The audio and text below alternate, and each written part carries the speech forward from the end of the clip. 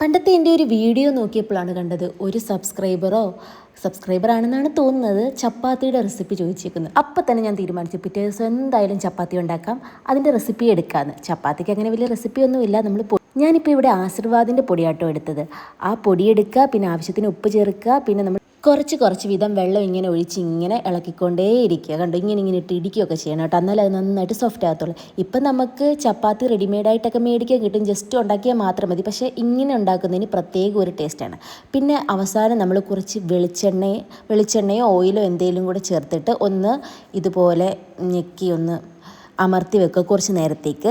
അത് കഴിഞ്ഞ ശേഷം നമ്മൾ ആദ്യമേ ഒരു ഉരുള എടുക്കുക. വേണം ഉരുള ഉരുട്ടി ഇങ്ങനെ വെക്കാം. ഞാനിങ്ങനെ അപ്പം ആട്ടോ എടുക്കുന്നത്. അത് കഴിഞ്ഞ് ഇങ്ങനെ പൊടിയിലാട്ടോ ഞാനിങ്ങനെ പരത്തിയെടുക്കുന്നത്. ചിലർ എണ്ണ പരത്തും, എൻ്റെ അമ്മയൊക്കെ എണ്ണയിലാണ് പരത്തുന്നത്. പക്ഷേ ഞാൻ പൊടിയിട്ടാണ് പരത്തുന്നത്. അപ്പോൾ ഇത് എളുപ്പം ഇങ്ങനെ വിട്ട് കിട്ടും. പിന്നെ ഞാനിങ്ങനെ ടിപ്സ് പറയുകയാണെങ്കിൽ ഞാനിങ്ങനെ ചപ്പാത്തി ഉണ്ടാക്കി വെച്ച്, അതായത് പരത്തി വെച്ചിട്ട് അവസാനമായിട്ടോ എല്ലാം ഇങ്ങനെ ഉണ്ടാക്കിയെടുക്കുന്നത്. അപ്പോൾ നമ്മൾ പരത്തുമ്പോൾ ഇങ്ങനെ പൊടി ഇങ്ങനെ ഇട്ട് കൊടുക്കുകയാണെങ്കിൽ ഇത് എളുപ്പം ഇവിടുന്ന് ഇങ്ങനെ പറഞ്ഞു കിട്ടും. അല്ലെങ്കിൽ കുറച്ച് പാടായിരിക്കും പറഞ്ഞു കിട്ടാൻ വേണ്ടി.